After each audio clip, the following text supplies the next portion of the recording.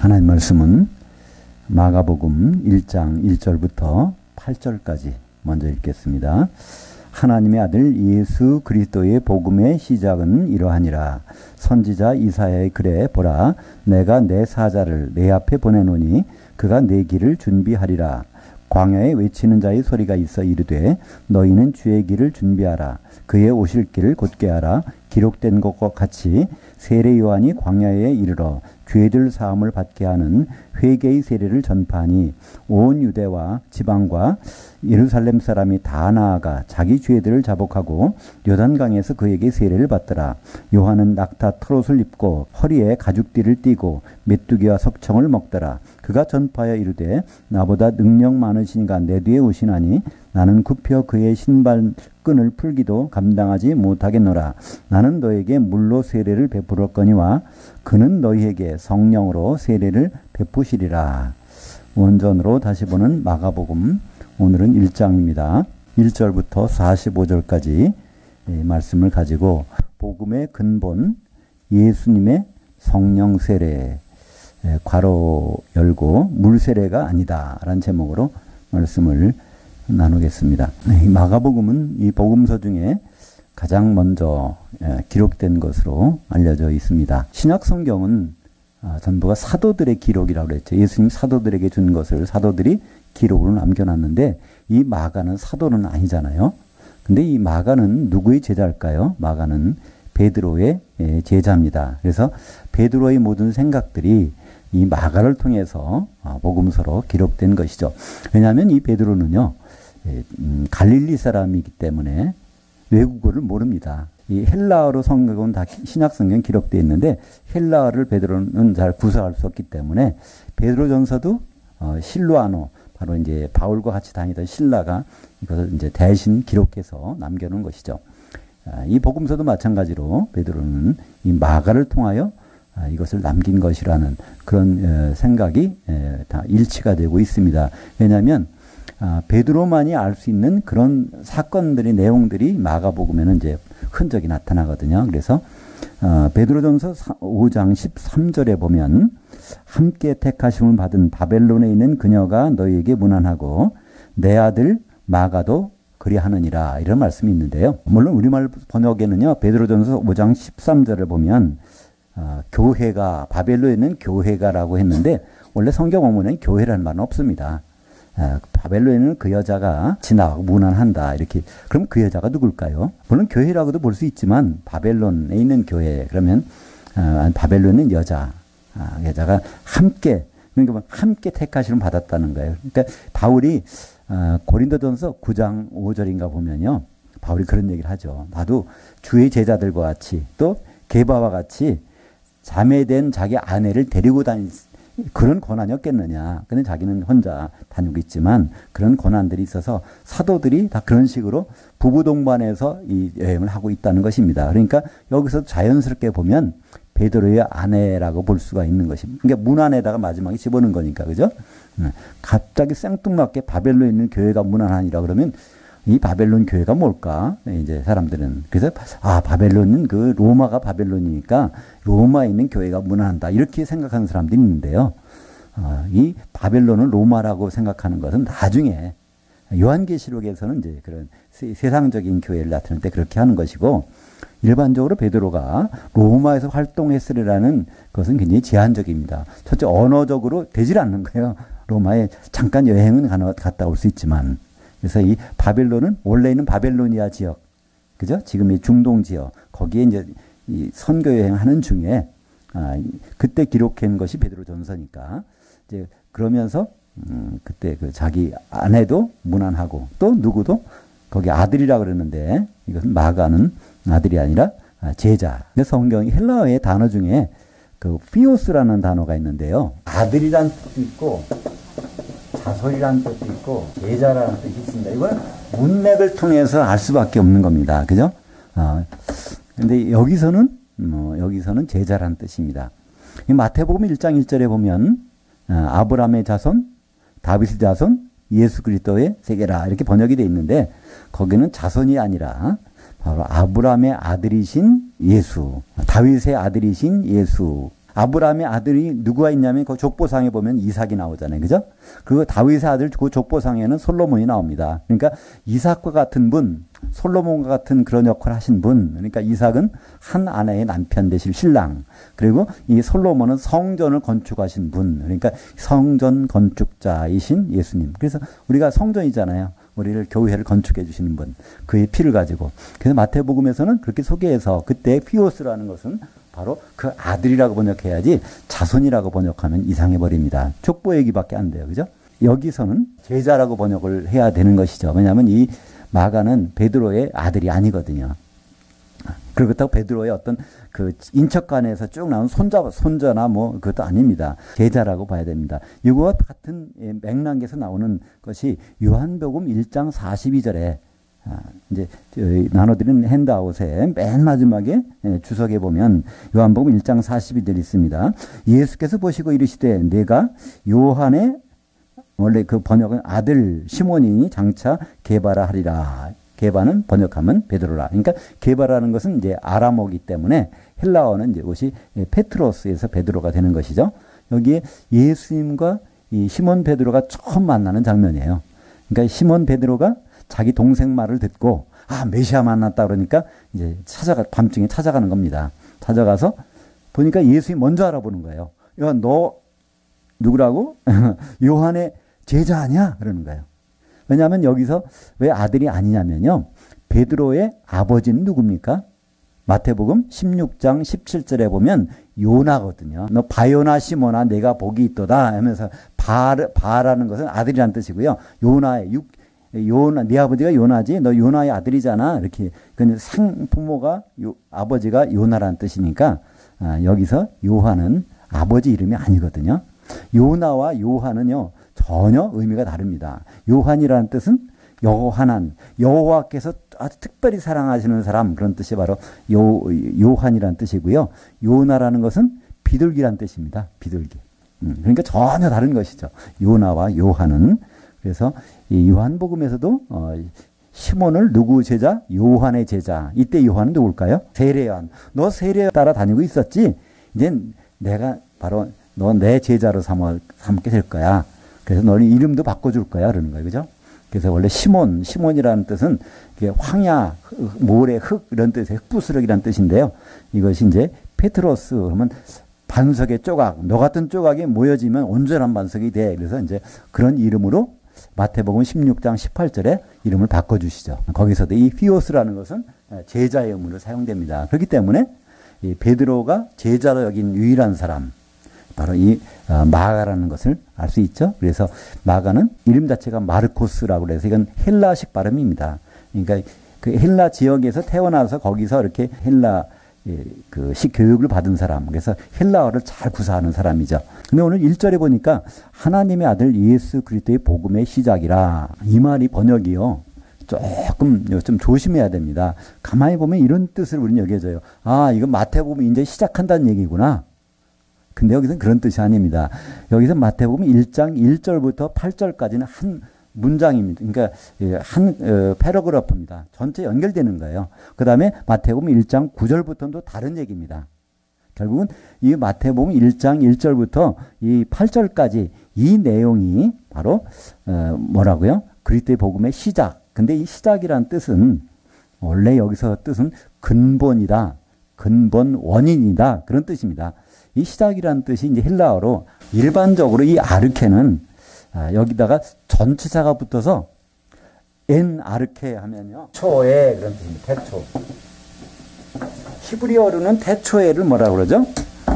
그 베레시트 이렇게 하는데 헬라어로는요. 엔 아르케 합니다. 그래서 이 아르케라는 것은 전치사가 붙어가지고 처음이냐 언제냐 이런 걸 나타내는데 전치사가 안 붙고 그냥 명사로 딱 나오면요. 그러면 이것은 시작이란 뜻보다도 더 중요한 뜻, 아주 근본 원인이란 뜻의 근본이란 뜻입니다.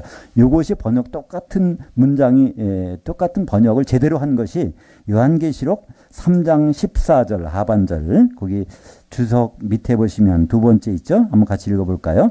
아멘이시오 신실하고 참된 증인이시오 하나님이 창조의 근본이시니가 이르시되. 그래서 요 아르케를 근본이라고 번역했어요. 하나님이 왜 천지를 창조하셨을까요? 바로 이 예수 그리스도 때문에 창조했다는 거예요. 그분이 창조의 원인이 되시는 분이라는 겁니다.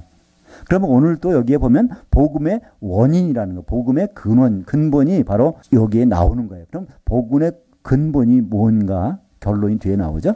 바로 성령 세례라는 것이 복음의 근본. 그러니까 예수님의 복음은 왜 전해주느냐면은 사람들이 구원받으라고요. 피 흘려 죄 사함 받으라고요. 이거는 부분적인 것이고 결국에 와서는 복음을 전하는 내용은 성령 안에서 하나 돼서 바로 결혼할 수 있도록 하는 그것이 핵심적인 목표라는 것을 바로 이 마가복음은 그렇게 시작합니다. 그러니까 어떻게 보면 엄청난 그 원리고요. 엄청난 논리고 정말 다른 데서 찾아보기 힘든 그런 내용이 여기 있는 것이죠. 우리는 성령 세례 그러면 신앙생활 하는 가운데 중에 받을 수도 있고 못 받을 수 있고 뭐 그럴 수도 있고 뭐 대충 생각하는데 복음을 전하는 데는 근본적인 원인 행위는 어디서 일어났냐면 이걸 하려고 그러니까 성령 세례를 사람들에게 주게 하려고 그래서 성령으로 하나 된 몸이 되면 그때는 예수님 오셔서 결혼하고 천년왕국이 있고 이것이 이제 예수님의 복음의 근본이라는 겁니다. 어떤 문제를 풀어갈 때 줄거리를 잡아서 풀면 쉽잖아요. 그죠? 예? 성경을 이해할 때도 그렇습니다. 여러 가지 예수님 기도하고 하고 성령 참 이제 봉사하고 전도하고 여러 예배하고 이런 많은 행위들이 있지만 그걸 다 치러내면 뭐가 남을까? 성령 세례 가운데 있어서 기름 준비하고 있다가 주님 오시면 그때 거기에서 혼인잔치에서 한 몸 돼서 만나서 하는 그때부터 천년왕국이 있고 새 예루살렘이 있고 하는 앞으로 그 세계가 쭉 펼쳐지는 그걸 위해서 예수님이 오셨다는 거예요. 그죠? 그래서 그 핵심을 이제 이 마가복음에서는 시작합니다. 그래서 이 성령 세례를 준비하기 위해서는 먼저 보내주는 사람이 있다는 겁니다. 그러니까 구약에서도 구약이 예수님의 모형이 대표적인 사람이 나오는 것은 엘리사죠. 예수님의 이름의 뜻은 뭐라고 그랬죠? 구원하시는 여호와. 근데 엘리사는 똑같고 이건 하나님. 엘이라는 건 하나님. 여기 예호수아 예라는 것은 여호와. 거기서 나온 말인데요. 그래서 바로 구원하시는 하나님이나 구원하시는 여호와나 결국은 같은 의미거든요. 그러니까 엘리사가 오기 전에 누가 큰일을 행해요? 엘리야가. 그죠? 엘리야가 와서 그 엘리사의 길을 열어주는 사람입니다. 그럼 우리는 엘리야를 보고 엘리야가 최고 선지자라는데 그렇지 않거든요. 그래서 엘리야라는 뜻은 엘리라는 것은 나의 하나님. 그러니까 내 하나님. 나만을 사랑하시는 하나님 여호와 이렇게 이런 의미예요. 나만. 여호와는요. 이걸 원래 여호하난의 줄임말인데요. 여호와는. 바로 이 하나님이란 말은 총에 특별히 사랑한다는 여호와께서 특별히 사랑하는 사람. 그러니까 엘리야의 뜻이나 요한이란 뜻이나 의미는 결국 같은 겁니다. 엘리사나 예수나 의미가 똑같은 것처럼. 그래서 구약에 그런 일이 있었지 않았느냐. 그래서 여기에 이사야서에 나오는 거, 또 이사야서에 나오는 내용이 구체적으로 설명된 것이 말라기서에 보면 마지막에 누굴 보낸다고요? 엘리야를 보낸다고 그랬습니다. 그 엘리야를 살려서 보낸다는 얘기가 아니라 과거에 엘리야가 했던 역할을 할 수 있는 사람을 하나 보낸다고 그랬어요. 그러니까 예수님이 그러잖아요. 오리라고 한 엘리야가 바로 이 사람이다 그러잖아요. 그 마태복음 11장 15절인가 보면 지금 요한 이 사람 보낸다고 했던 엘리야야. 그렇다는 얘기 뭘까? 내가 진짜 엘리사야 그런 뜻이잖아요. 예수님. 그죠? 나는 엘리야가 지정한 엘리사처럼 나는 이 세례 요한이 지정하는 나야. 내가 진짜야. 이것을 여기서 이제 쭉 구약에 나오는 이사야서 40장 3절, 말라기서 3장 1절, 말라기서 4장 5절에 있는 내용을 가지고 엘리야를 통해서 바로 예수님을 증언하시겠다고 했는데 바로 이 그 세례 요한이 왔지 않았느냐. 그 세례 요한이 지금 얘기하는 내용을 여기서 전하고 있는 겁니다. 나는 물로 세례를 베풀고 있지만 내 뒤에 오실 분 진짜 이분은 성령으로 세례를 베푸실 분이다. 이것이 바로 뭐라고요? 예수 그리스도의 복음의 근본이라는 거예요. 예수 그리스도의 근본은 복음은 여러 가지 우리가 복된 소식, 기쁜 소식이라고 그러지만 기쁜 소식의 핵심적인 건 뭐 때문에 있다고요? 성령 세례, 성 기름 준비해서 준비하고 있으면 그래서 주님이 오셔서 그분 앞에서 혼인잔치에 들어가서 천년왕국으로 들어가는 그 모든 일을 위해서 복음이 있다는 겁니다. 그죠? 그러니까 이렇게 아주 명료하게 이렇게 선언된 것이 복음서에 참 드물죠. 그래서 사도행전 2장 41절 같이 읽겠습니다. 그의 말을 받은 사람들은 세례를 받음에 이날에 신도의 수가 3천이나 더하더라. 그래서 이런 요한은 물로 세례를 베풀었지만 너희는 몇 날이 못되어 성령으로 세례를 받으리라. 근데 그게 언제 이루어졌습니까? 오순절날. 오순절날 오전에 사도행전 2장 1절부터 4절까지 보면 사도들이 이게 바로 이렇게 성령의 충만함을 받아서 방언을 하고 그런 일이 벌어집니다. 그러니까 이것들이 사도들이 한 마음이 된 거예요. 다 방언했다. 다 성령 충만을 받았다고 했어요. 거기 보면 사도들 한 명도 빼지 않고 한 덩어리가 된 겁니다. 근데 이 베드로가 사도들과 같이 설교를 하죠. 같은 장소에서 설교를 합니다. 같은 자리에서. 그래서 이걸 받아들이는 사람이 그때 아마 오후쯤 되겠죠. 그것이 바로 사도행전 2장 하반절에 나오는 바로 그의 말을 받은 사람들. 이거는 개인적인 그가 아니라 베드로지만 사도의 말입니다. 그죠? 사도의 말을 받은 사람, 받아들인 사람입니다. 거기에서 많은 사람들이 있었어요. 예루살렘엔 오순절 때가 되면요. 100만 명이 운집한답니다. 왜 이렇게 운집할까요? 신명기 16장 16절에 보면 바로 이스라엘의 장정은 반드시 1년에 3번은 나와서 내 앞에 나와서 나한테 예물을 가지고 나타날지라. 어디 와서 내가 지정한 곳에 나와서. 그러니까 이 하나님이 지정한 예배 장소는요 하나밖에 없습니다. 성막 아니면 성전이거든요. 그죠? 그러니까 예루살렘 자체는 그 당시에 수도니까 많긴 많았지만 그날은 유대인이라면 거기서 가야 되는 거죠. 그러니까 이 성전을 중심으로 지금 100만 명이 모였는데 그 중에 가까이에 있는 사람들 중에서 사도 베드로가 말하는 것을 받아들인 사람, 억셉트한 사람, 이 사람에게는 바로 성령이 쫙 임했다는 것. 이것이 이제 그래서 그날 저녁에 그날 합하면 2번 있었죠. 사도들에게 사도의 말을 들은 성도들의 3,000명에게 그래서 이 성령이 임한 그것이 뭐 약속대로 이루어진 것을 볼 수 있습니다. 그래서 이 성령 주신 성령 세례의 목적은 무엇일까요? 그렇다면 우선 먼저 물 세례의 목적은 무엇일까요? 물 세례의 목적은 위에 나오죠. 회개 세례라고 하죠. 4절에 보니까 세례 요한이 광야에 이르러 죄들 사함을 받는 회개의 세례를 전파하니. 그러니까 물 세례는 이게 회개의 세례입니다. 이 회개라는 것은 메타노이아. 그래서 우리는 회개하면 그 개념이 조금은 눈물 흘리고 한탄하고 탄식하고 하는 걸 회개라고 생각하는데요. 회개 이거는요 노이아라는 것은 생각을 품는 거예요. 이 보통 쓰라고 그래요. 그 마음 먹는 것 이것이 노이아라고 하는데 거기에 메타라는 것은요 180도 전환하는 거예요. 완전히 그죠? 뒤란 뜻이니까 생각을 확 바꿔버리는 거. 그러니까 그것이 바로 회개의 세례. 요한을 보니까 우리가 이렇게 구약을 잘 지켜서 이게 구원받는 게 아니래. 생각을 확 바꿔줘야 된다는 거래요. 그죠?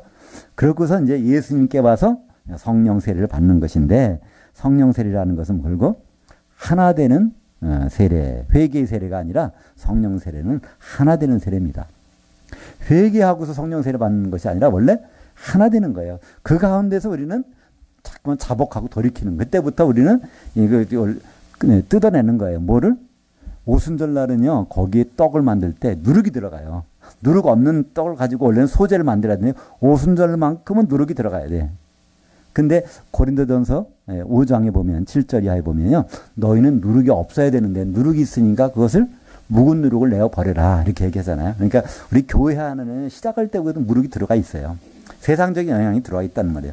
그것을 우리는 뽑아내야 돼. 교회가 처음부터 거룩한 것이 아니란 말이에요. 시작할 때부터 세상적인 영향력이 있는데 거의 점점 많아지고 있어요. 뽑아내야 되는데. 그죠?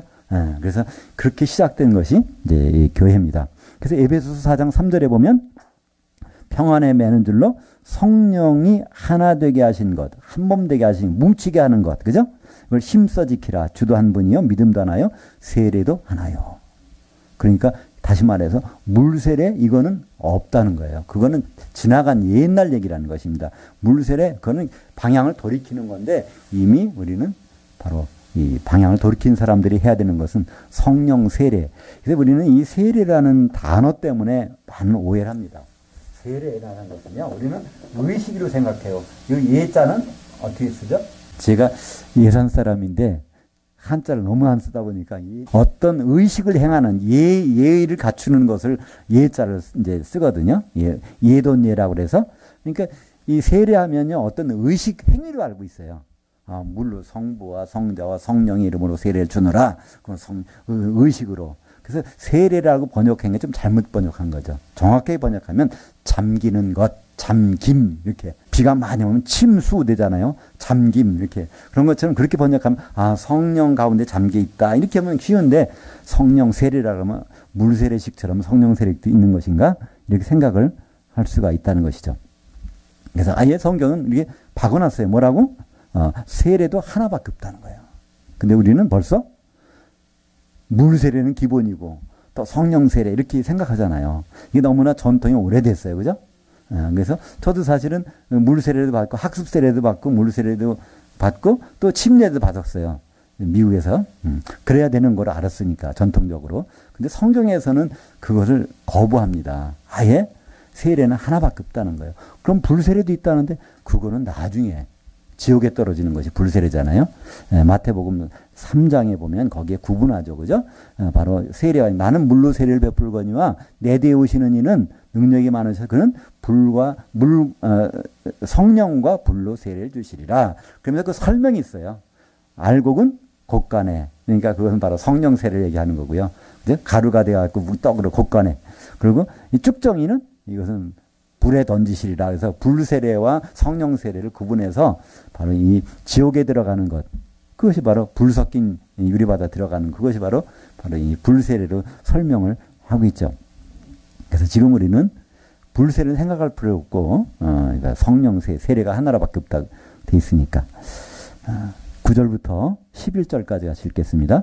그때 예수께서 갈릴리 나사렛으로부터 와서 요단강에서 세례 요한에게 세례를 받으시고 곧 물에서 올라오실새 하늘들의 갈라짐과 성령이 비둘기같이 자기에게 내려오심을 보시더니 하늘들로부터 소리가 나기를 너는 내 사랑하는 아들이라 내가 너를 기뻐하노라 하시니라. 이제 비로소 이제 몇 살 되셨을까요? 30세, 그죠? 민수기 4장에 보면 제사장의 업무를 하나님의 일을 담당하려면 30세가 돼야 되거든요. 그러니까 30세가 딱 되니까 이 나사렛은 어디죠? 자기 살던 고향, 태어난 곳은 베들레헴이시지만 그 나사렛 성지순례 가보시면 아시겠지만 이 나사렛은요 지금도 조그만 동네예요. 옛날에는 거기 뭐 한 20가구가 안 살았다는 거예요. 아주 조그만 시골 동네죠. 그러니까 나사렛에서 무슨 선한 것이 나오게 나다나엘 그러잖아요. 거기 뭐 별 볼 일 없는 데인데 그런 곳에서 그러니까 거기에서 계시다가 30세까지 계시다가 30세가 딱 되니까 이 요단강에 오시는 거예요. 그때부터 사역을 시작하셔야 되니까 그러니까 거기서 이제 성령으로 이제 임재가 나타나게 됩니다. 어떻게요? 비둘기처럼. 그러면 성령이 비둘기일까요? 그래서 보통은 되게 비둘기를 성령 집회에 보면 비둘기를 그렸는데요. 비둘기는 성령을 가리키는 것이 아닙니다. 성령님의 역할은 뭐죠? 예수님이 누구라는 걸 정언해 주시는 분이에요. 그죠?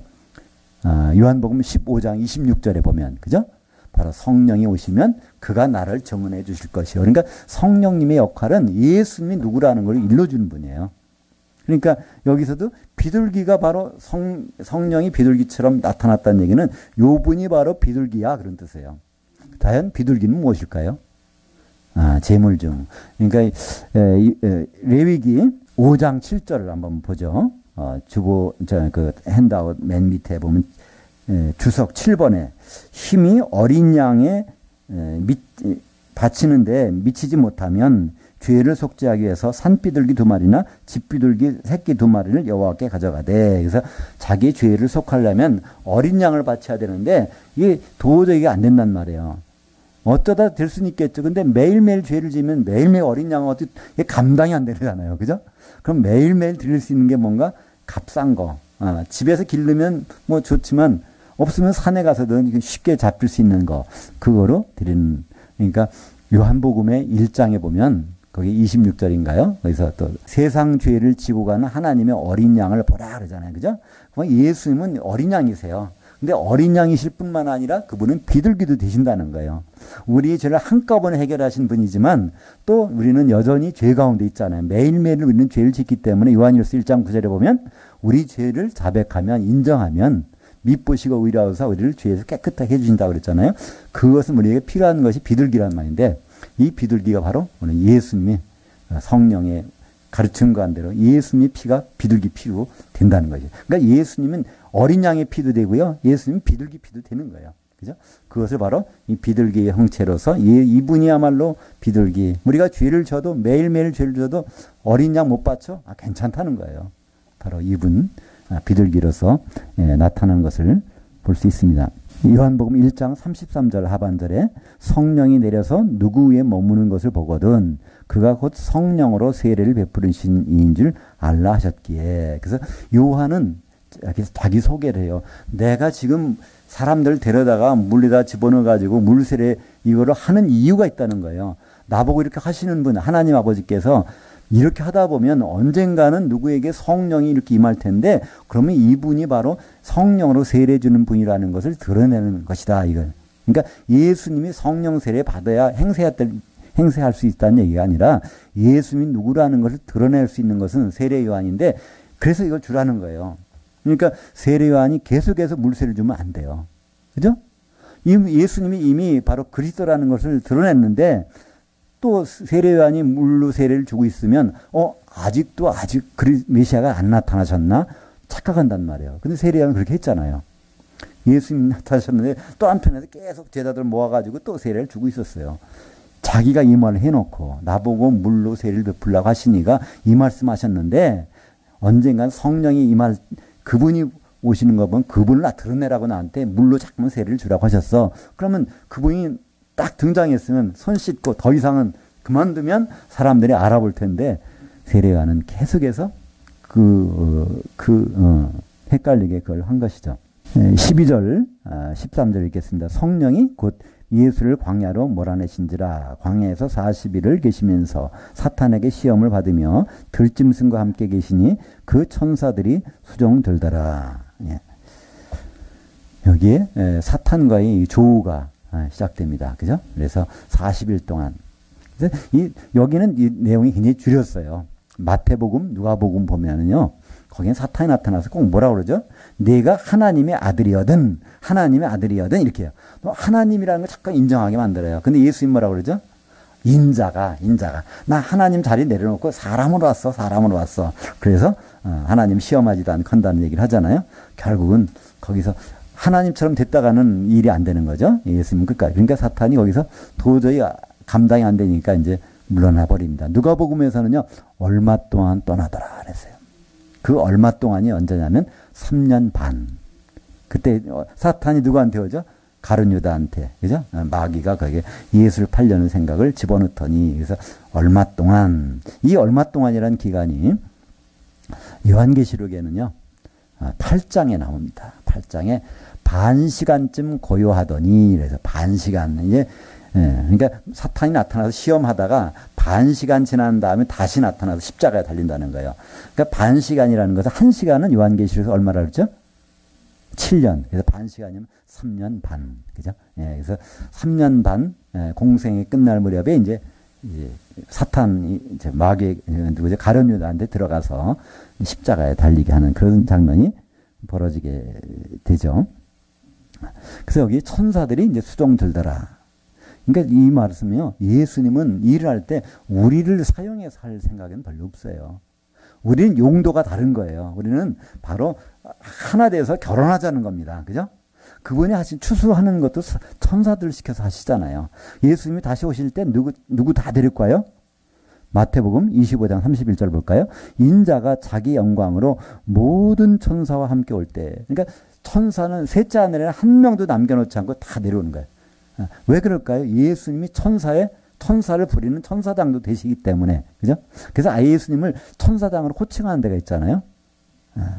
그것이 바로 데살로니가전서 주께서 호령과 바로 천사장의 음성과 하나님의 나팔로 이렇게 강림하실 때 바로 우리 주님은 주님도 되시고 천사장도 되시고 하나님도 되시고 그분이 이제 내려오신다는 것을 말씀하고 있습니다.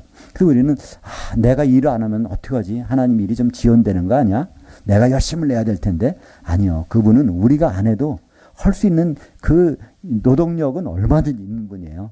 우리는 그분의 뜻에 합당한 일만 맞추고 있으면 되는 거죠. 그죠? 네. 14절입니다. 요한이 잡힌 후 예수께서 갈릴리에 오셔서 하나님 복음을 전파하여 이르시되 때가 찼고 하나님의 나라가 가까이 왔으니 회개하고 그 복음 안에서 믿으라 하시더라. 이제 예수님 활동을 시작할 때 일부러 요한이 물세례 주고 있는 동안에 활동 안 하셨어요. 헷갈리니까. 그죠? 아예 요한이 그러다가 이제 잡혀버렸잖아요. 이 정치적인 일에 휘말려서. 그러니까 요한복음에 보면요. 그걸 아주 사도 요한이 세밀하게 써요. 사도 요한이 누구의 제자였죠?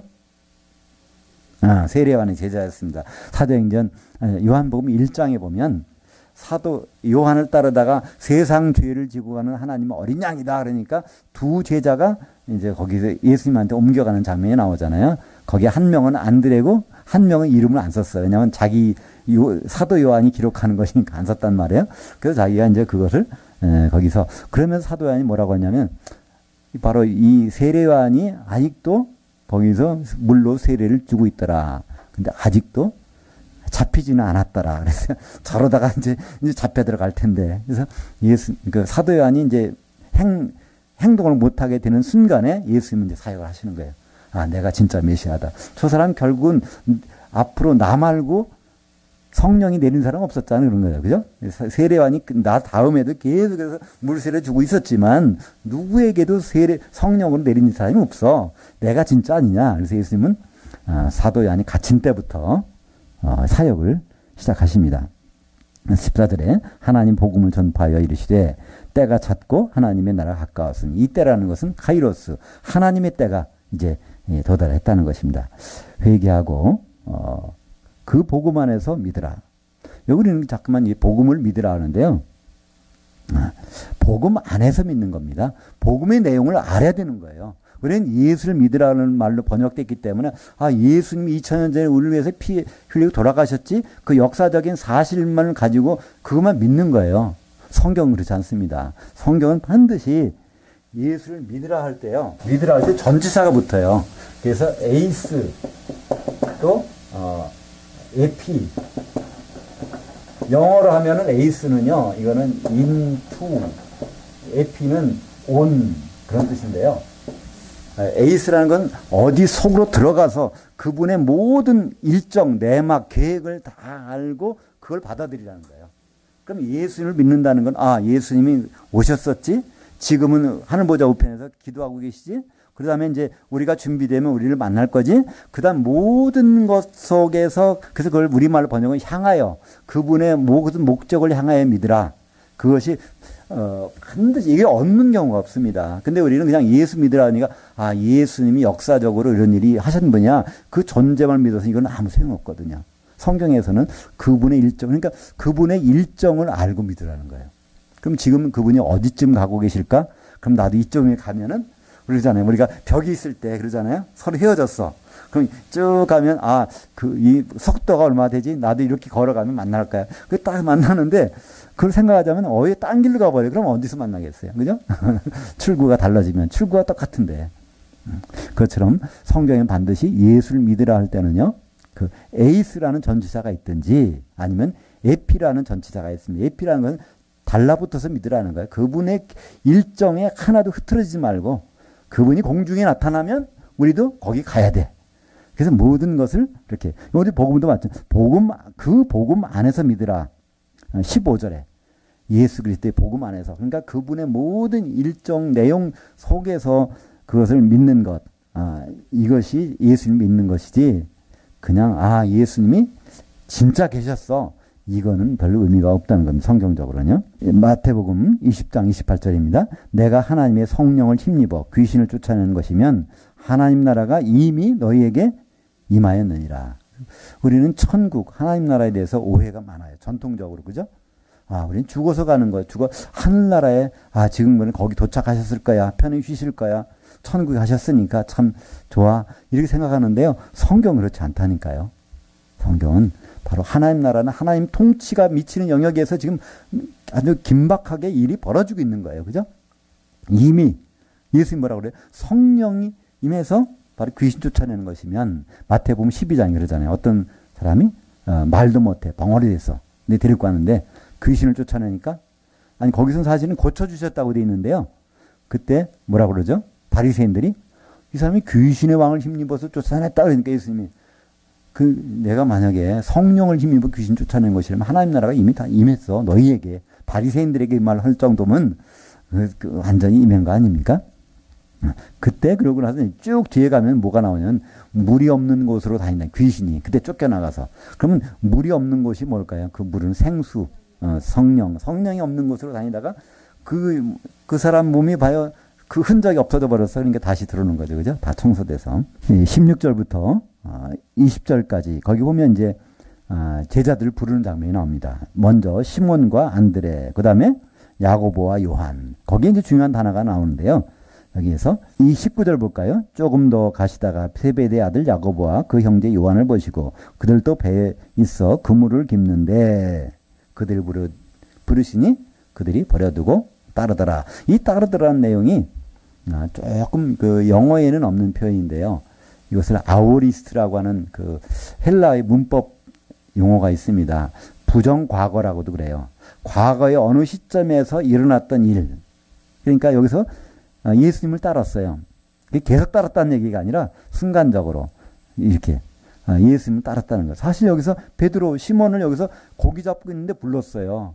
근데 사실은 언제 왔죠? 요한복음 1장 42절에 그때 시몬은 자기 동생 소개를 해서 예수님 만나가지고 다 듣고 있잖아요. 근데도 안 따라갔어요. 처음에 따라갔는지도 몰라요. 그러다가 결국은 안 해요. 처음에 참 따라가긴 따라갔죠. 언제 가나 혼인잔치까지 같이 갔었으니까. 그러다가 이제 중간에 빠이빠이 하고 있다가 여기 또 고기 잡으러 가니까 거기서 또 이제 부르니까 또 따르는 거예요. 그러니까 잠깐씩 따르더라. 성경에서는 그것을 그런 표현으로 기록하고 있어요. 왜? 성령을 받기 전이니까. 그죠? 그때는 그렇게 결심하지만 오래 가지 못한다는 거예요. 그죠? 마찬가지로 야고보와 요한도 잠시 따라가는 그런 표현을 성경에는 잠시라는 단어는 없지만 헬라어 문법에서 아오리스트테는 부정과거, 과거의 일정 기간 동안만 한 거, 그것을 여기에 이제 사용하고 있습니다. 그때 여기에 한 단어가 중요한 단어가 하나 등장하는데 고기를 잡았는데 이게 아마 이 수확량이 어획량이 없었던 모양이에요. 아버지하고 같이 야고보와 요한이 고기를 잡았는데 없어. 그러니까 뭘 할까요? 그물을 수선하고 있어. 그죠? 그걸 어떤 단어요? 카타르티조라는 단어를 사용합니다. 카타르티조. 그래서 카타르티조. 이 단어가 어디 나오냐면 에베소서 4장 12절. 이는 성도들을 온전케 하여 집사일을 하게 하며 그리스도의 몸을 세우려 하십니다. 하나님이 사도를 주시고 선지자를 보내주시고 또 복음 전도자 목사를 교사로 주신 목적은 성도들 보고 사도일, 성도들 보고 목사일, 성도들 보고 전도하라는 얘기가 아니라 바로 그들을 통해서 성도들이 갖고 있는 연장이 도구가 다 찢어졌는데 이것을 꿰매서 성도들이 본연의 일, 집사라는 집을 잘 이루는 거, 지키는 거, 그죠? 교회. 그 몸을 이루는 거, 그거를 그리스도의 몸을 세우는 것을 누가 한다고요? 성도들이. 그리스도의 몸은 사도들이 하는 것이 아닙니다. 그죠? 목사가 역할을 하는 것이 아니라 바로 성도들이 그 일을 성령 안에서 하나 되는 일을 잘 하는데 필요한 것이 뭘까요? 찢어진 건물을 다 꿰매주는 거예요.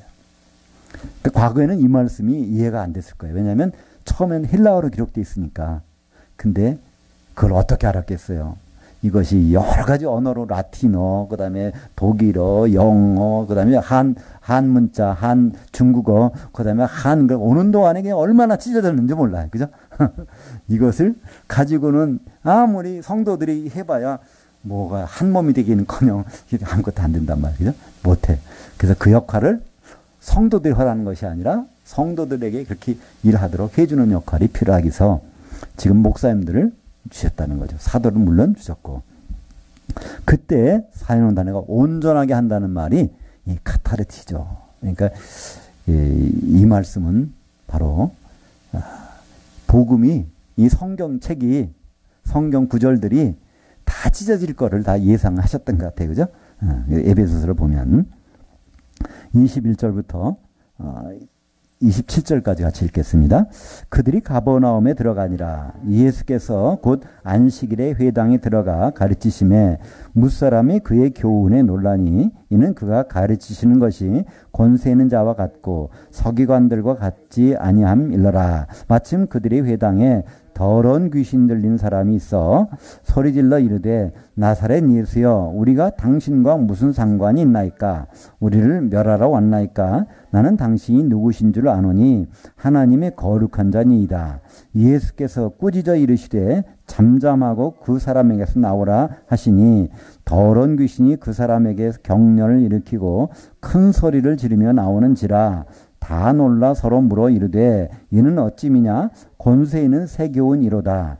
더러운 귀신들이 에게 명한즉 순종하는도다 하더라. 21절에 보면 그들이 이제 가버나움에, 그러니까 이 갈릴리 지역에 사역하시는데 갈릴리 지역 당시에 분봉왕이 거주하는 곳이 가버나움 수도입니다. 우리로 말하면 도청이 있는 곳이에요. 거기.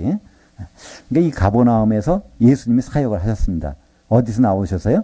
나사렛에서 나와서 중심지 가버나움에서 거기서 이제 회당에 가서 이제 사역을 시작하시죠. 근데 놀라운 일들이 벌어집니다. 먼저 알아보는 게 있어요. 누가 먼저 알아보죠? 이 귀신이. 사람들은 전혀 몰라봐. 야 대단하는데 귀신은 먼저 알아보는 거예요. 우리가 생각하는 귀신 과연 누굴까요? 예, 마귀 졸개인데 어떤 분은 이렇게 생각합니다. 아, 불신자들이 죽으면 귀신이 된다. 그렇게 얘기하는 데가 참 많아요. 근데 그것은 맞지 않는 말입니다. 왜냐하면 귀신이 가는 곳과 불신자들이 죽어서 가는 곳은 그 장소가 다르잖아요. 그러니까 불신자들이 죽어서 가는 곳은 어디죠? 음부죠, 그죠? 일단은, 그죠?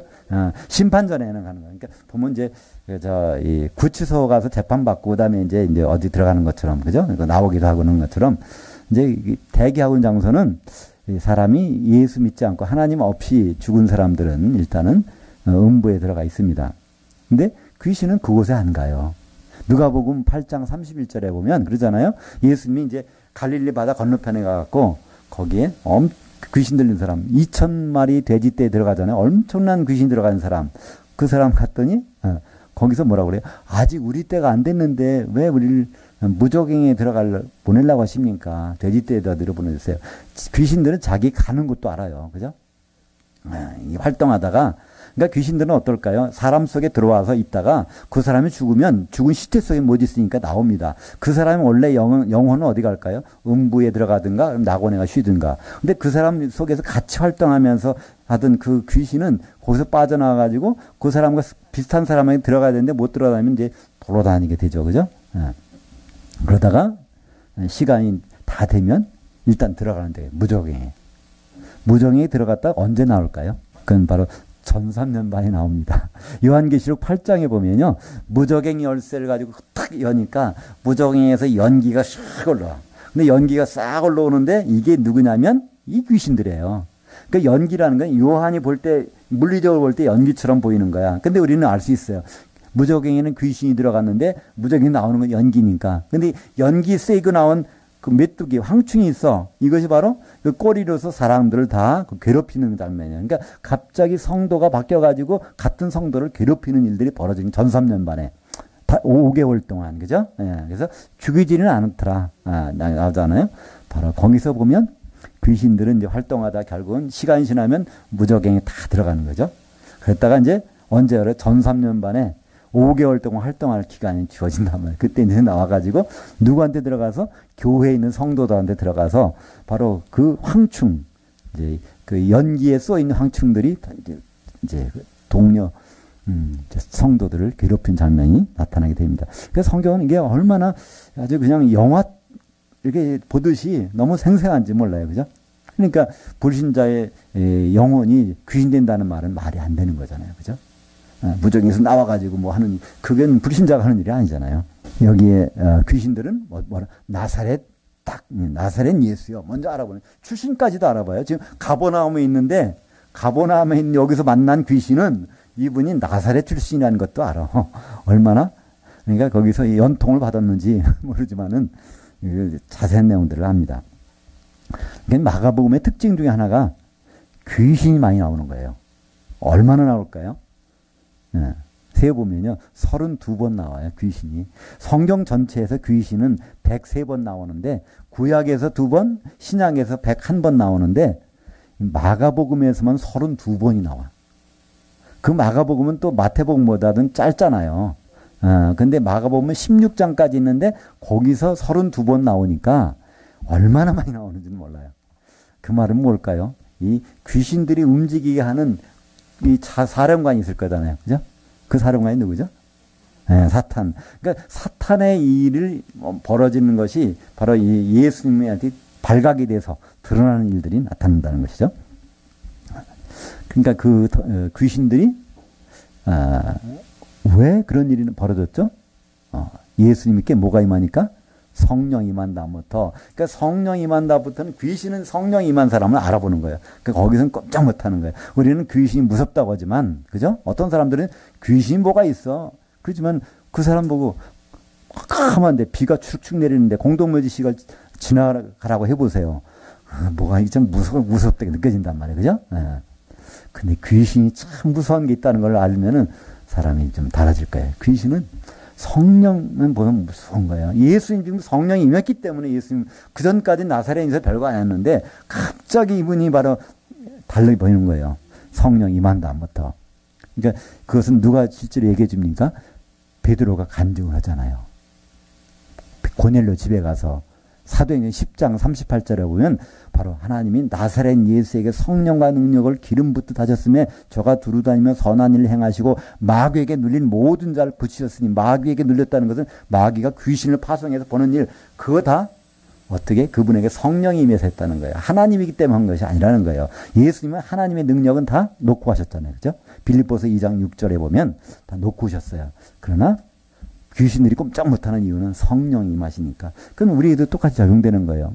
우리는 귀신을 무서워할 것이 아니라 귀신이 무서워하도록 해야 되는 일이 바로, 그죠? 그것이 성령 세례하잖아요. 그죠?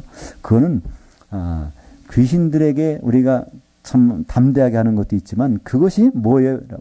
근본이라고요? 바로 복음의 근본이라니까. 성령이 잠기는 것이 우리 복음의 근본이라고 오늘 마가복음에서는 1장 1절부터 8절 사이에서 시작하고 있습니다. 근데 우리가 이제 오해하는 게 있어요. 성령이, 내 속에 성령이 들어오셨다. 그러니까 성령을 자기 소지품으로 생각하는 경우가 있어요. 그래서 그런 다른 말로 뭐라고 그러죠? 성령의 내주. 이 성령의 내주라는 거예요. 내 개인적으로 속에 들어와 살고 계시다 그러잖아요. 그죠? 그러니까 나는 성령이 전이야. 내가 이 속에 나는 성전이야. 이렇게 생각하는 사람인데요. 그거는 그렇지 않습니다. 예. 예. 그 요한복음 14장 17절 하반절에 그러나 너희는 그를 안 하니 그는 너희와 함께 거하시며 또 너희 가운데 계시겠습니다. 여기서 구분해서 말씀하셨어요. 예수님이 너희와 함께. 이게 무슨 뜻일까요? 예. 요한복음 14장 17절 하반절에 너희와 함께 지금 성령이 계시다는 거예요. 그럼 뭘까요? 예수님이 있는 곳에는 성령이 계시니까 지금 이 제자들은 누구와 함께 있어요? 예수님과 함께. 근데 예수님은 성령을 달고 다니시는 분이야. 그러니까 그때는 성령이 함께 계셨어요. 근데 이제는 예수님이 가신 다음에는 그 성령을 예수님 가신 다음에 다시 그걸 보내서 완전히 그 뭐 택배로 보내주셨어. 그럼 그 어디에? 너희. 우리 각자가 아니라 너희. 그러니까 우리가 성령이 충만한 데 가운데 있으면 거기 있는 사람 속에 성령이 없다는 거 이상하잖아요. 그죠? 저기 풀장에 들어갔으면 거기 옷이 젖는 건 당연한 거잖아요. 그것처럼 바로 내 속에 성령이 있어서 그런 것이 아니라 우리가 성령이 충만한 가운데 있으면 우리 각자 속에, 그죠?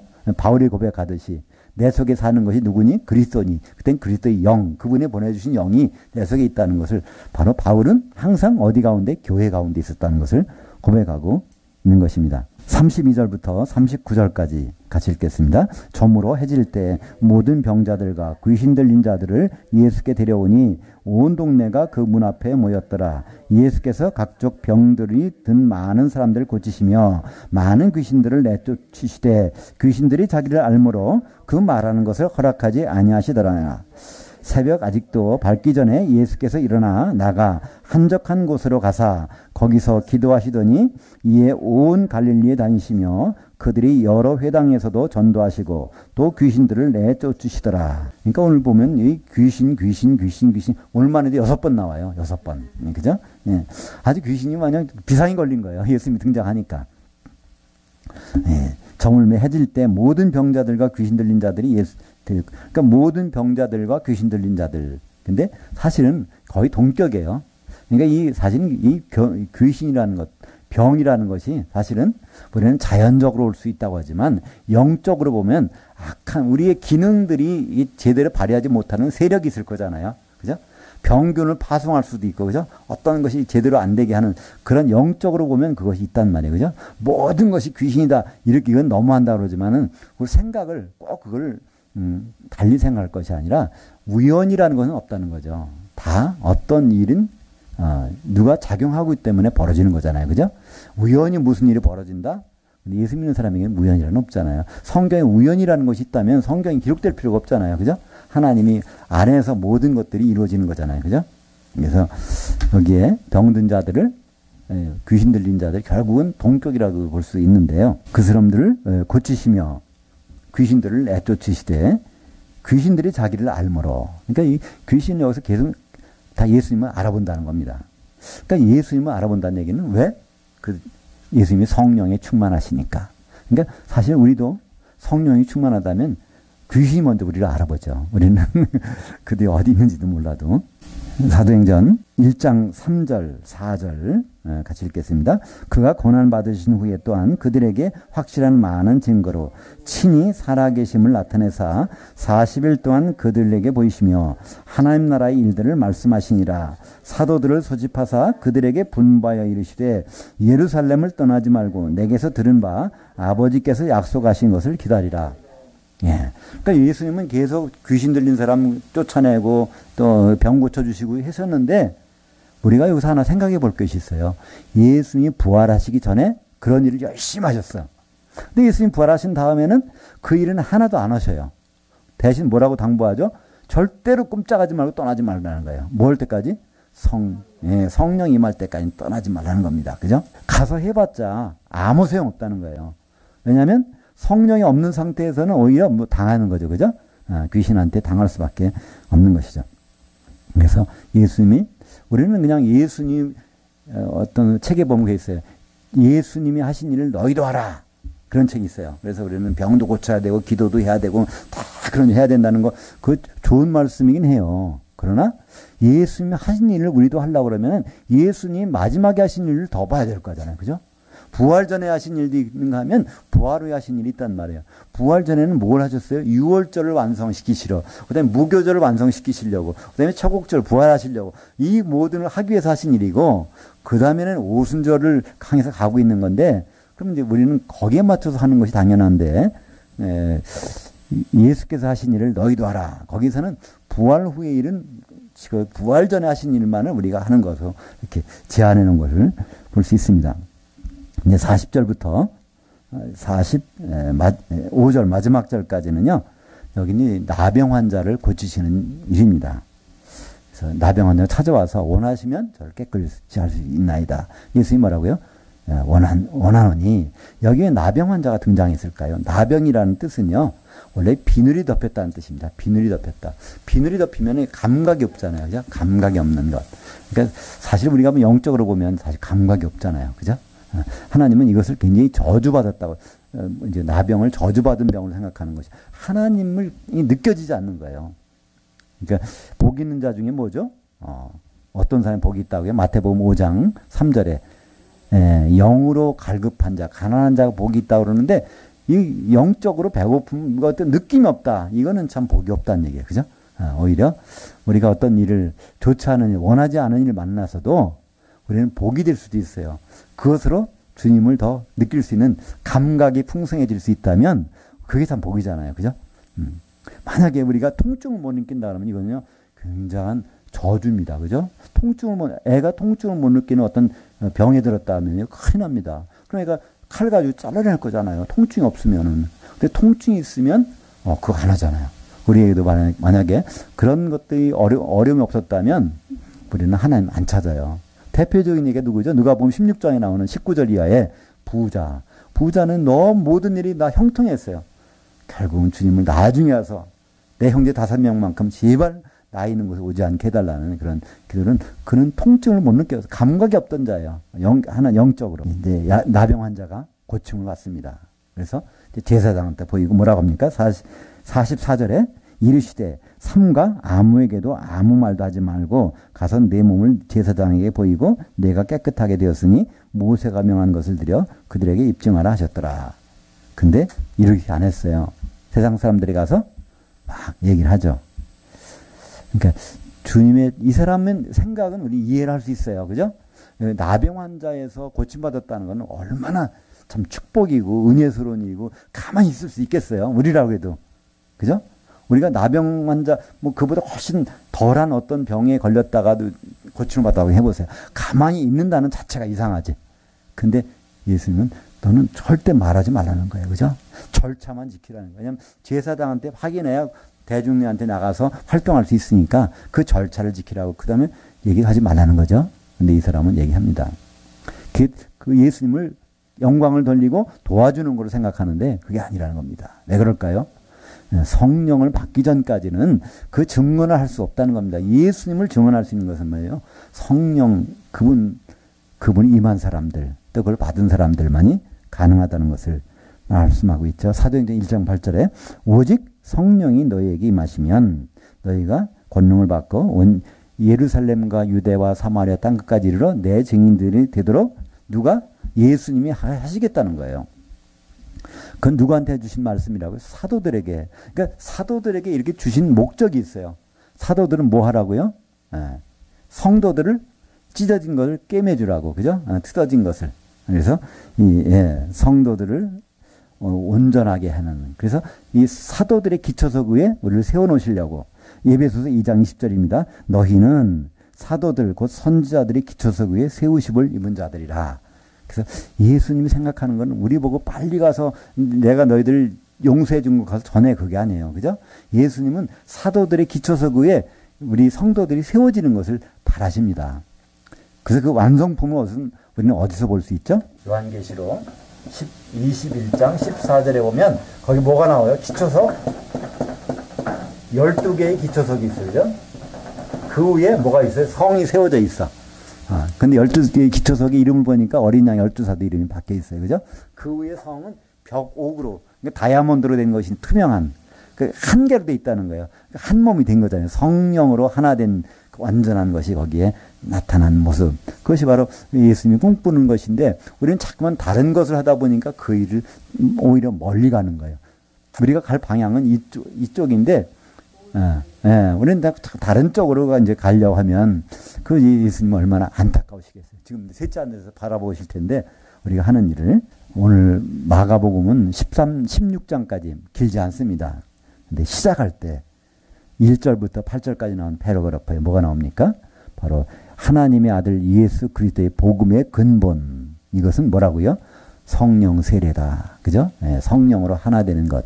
그것이 바로 복음을 전해주신 근본 목적이라는 것입니다. 근데 우리는 이것에서 많이 떠나 있죠. 다 개인적으로 내가 어떻게 하나님께 잘 보일 수 있을까? 하나님 기쁘시게 해드릴까? 내가 어떤 노력을 하면 될까? 우리는 거기에 관심 집중되어 있는데 하나님은 먼저 길을 다 열어주셨는데, 그죠? 성령이 잠겨버리라는 거예요. 그죠? 의식을 행하라는 것이 아니라 성령이 잠기려면 혼자는 불가능한 일입니다. 그래서 뭐라고 그러죠? 너희는 서로 사랑하라. 서로라는 말을 자꾸 잊어버려. 그죠? 그냥 무슨 사랑만 전해주려고 그래. 그냥 너희는 서로 사랑하라. 그죠? 평안에 매는 줄로 우리는 하나가 되는 것. 그것이 바로 주님이 우리에게 주신 복음의 핵심이고 근본입니다. 기도하겠습니다. 하나님 아버지 감사합니다.